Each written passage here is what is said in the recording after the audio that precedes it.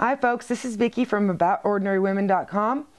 I'm going to be creating some soap dishes. I'm actually doing this for a group I belong to called craftserver.com.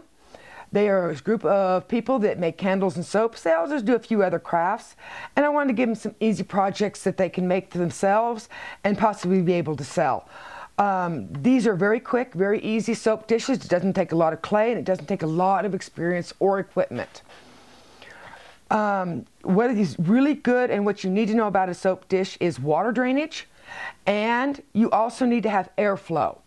We all buy those great handmade soaps. I love them, by the way, but they are a little more expensive than the soap you buy out of the store.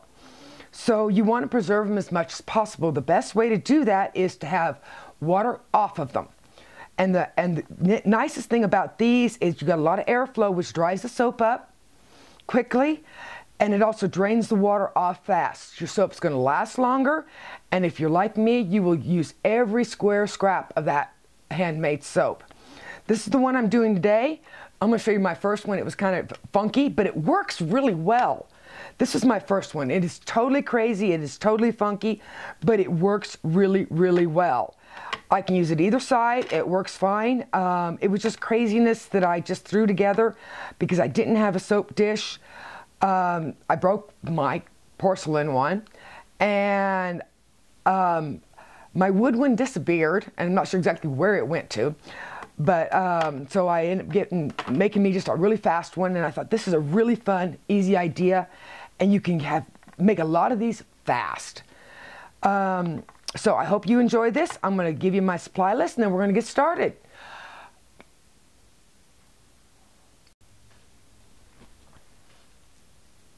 Okay, the supplies you're going to need is you're going to need some polymer clay. I am using some recycled Primo. Good way to use up some scraps, people. One of the things that I do not recommend is using Sculpey 3, original Sculpey, or some of your generic polymer clays out there. They're just not strong enough to hold up. You might need a blending tool, but your fingers do work really well. I'm going to use a knitting needle today. Extruder is also optional because you can roll out snakes and get the same effect, but I am going to be using extruder. Actually, I'm going to be using what I got for Christmas, extruder, but I am using the disc out of my Makins, which is a large round and a multi. You're going to need a template type thing. What I've done here is I've cut down some index cards. It is 2 1/4 inches this direction. It is 3 1/4 inches this direction. What this is I'm going to be building my soapbox around, not my soapbox, my soap dish around this. It is, and plus it also keep it up, elevated a little bit. You will need some parchment paper, something to bake it on, and that's what I'm using here. Just a tile that I got I think at Home Depot or Lowe's. They're like $1. So I'm going to go ahead and get my clay conditioned, and we will get started. I've got my clay conditioned, and now I'm getting ready to put it in my extruder. I did 2 logs because I'm doing a multicolored type thing. Soap dish, I should say thing. I want it to be multicolored. So I just want to get this to where it fits in my extruder. We're going to take the big hole first. We're going to just do enough out to make the outside portion of the dish.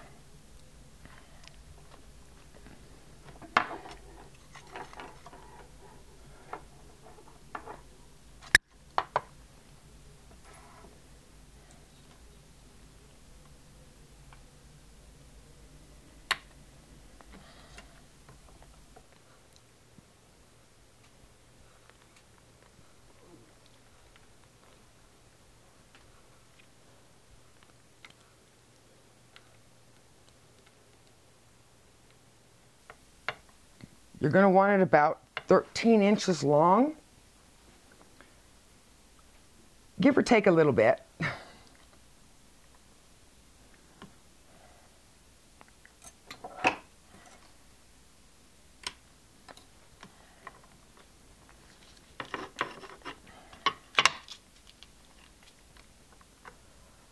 Make sure your ends are even so they can go together. I actually I actually like to do it at an angle.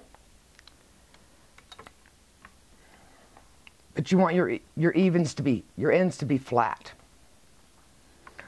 I always have my joint at the smallest section. This is going to be the weakest part, but it's also going to be the least stressed part. Just build your little thing around it. I'm going to actually twist this so it's kind of gives it a striped look.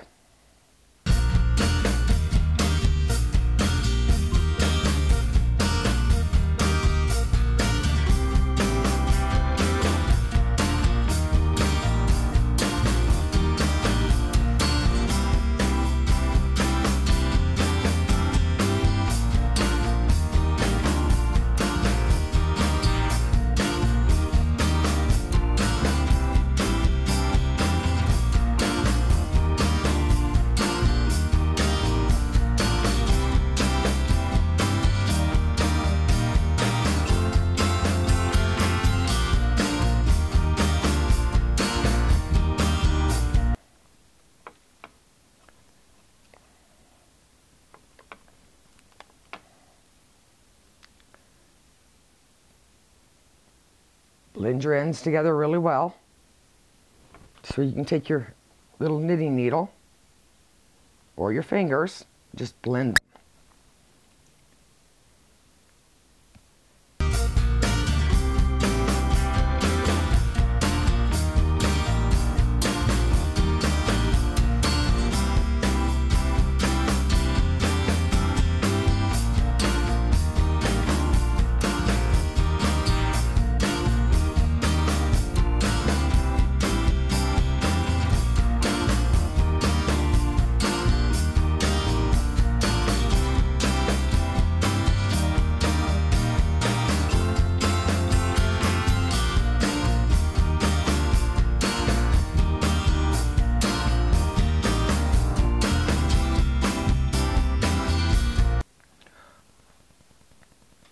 Okay, after you've blended really well, just place it around your little template there, and it's going to give a little raised elevated. I think I forgot to say that I did use 10 pieces of index card here, so it gives a little bit of an elevation.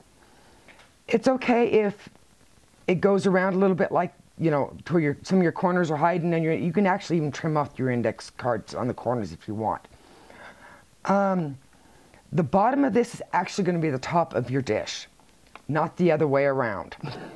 So I'm going to get the little, the smaller ones ready, and I will be right back.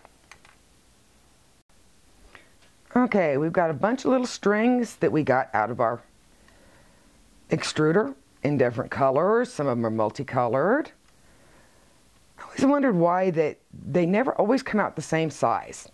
I do know why, because each clay is conditioned a little different than the one before it. But it gives me a lot of colors to work with here.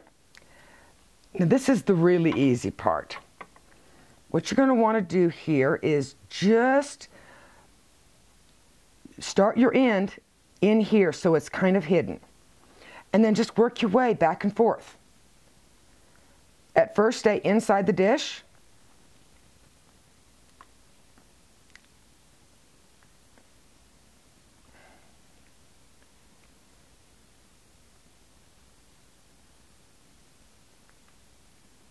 I want to make a little cut on that so I can add another one to it.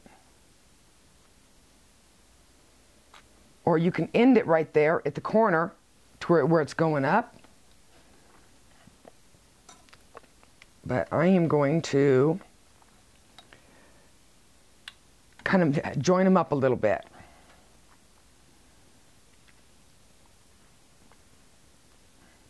And then just work your way back across again. You want to get the clay to be touching on all sides. We are going to be doing some pressing here, so it's not really horribly important if it's touching.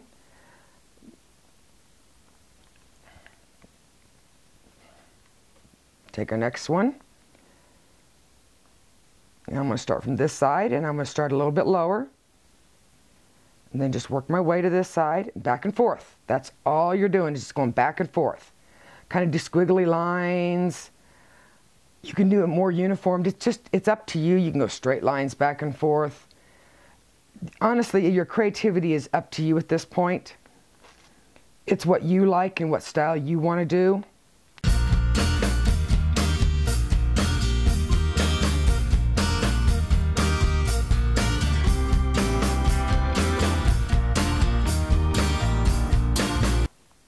You're going to want to go a little bit above to where you're raised above this a little ways.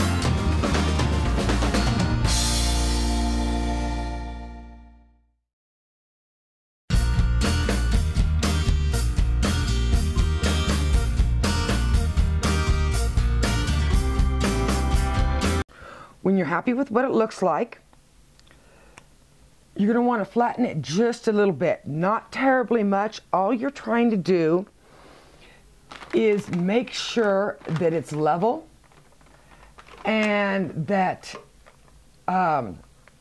water can still escape from it. You don't want to press it flat because that's where the water is going to escape, is from these little sections in here.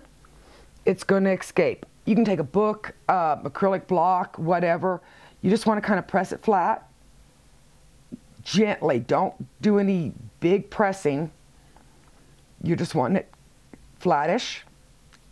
So when you turn it over, it sits on your table well.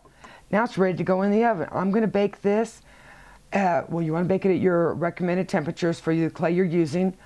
I'm using Primo, so it's going to be 275. I'm going to bake this for about an hour. I want it to be really strong, so an hour will be good. I'll be back when it's done. We're out of the oven now. It's a cute little soap dish. You can do about anything you want with it at this point. You can varnish it. You can just leave it like this. I'm going to leave it like this. Polymer clay is waterproof. So I'm going to just leave it like this. A bar of soap will sit on there. It will, keep dry, drain the water off. Which is really fun about these is you can get really creative with them. You can do circles. Just make sure there's enough airflow and that your water can drain off and you don't have any pockets anywhere where the water can sit and not drain out. This is just came out of the oven, so it's a little flimsy right now, but it will thicken up and harden up. If you like this video, please give it a thumbs up. Subscribe to my channel. Come check me out on aboutordinarywomen.com. Come over to craftserver.com and say hi.